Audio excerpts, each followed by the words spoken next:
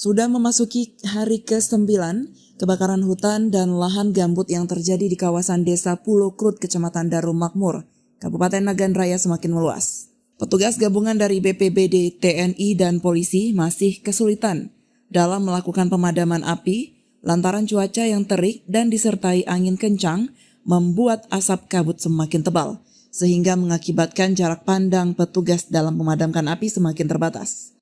Angin kencang serta banyaknya pohon dan ranting yang kering juga membuat api semakin cepat berambah ke lahan yang lain. Petugas saat ini hanya mengandalkan sumber air seadanya di dalam parit yang berada di lokasi. Menurut data sementara dari BPBD Nagan Raya, sebelumnya kebakaran lahan yang terjadi di Desa Pulau Krut, Kecamatan Darul Makmur hanya 13 hektar.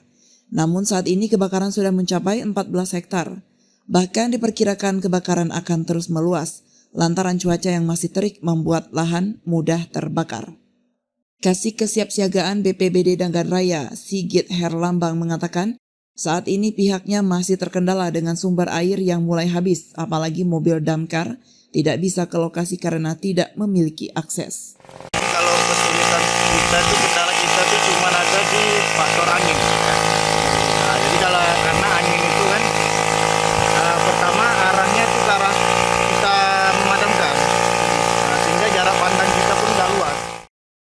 Untuk mencegah kebakaran semakin meluas, petugas terus melakukan upaya pemadaman dengan alat sederhana, lantaran akses jalan ke lokasi kebakaran semakin jauh, serta sumber air pun mulai habis.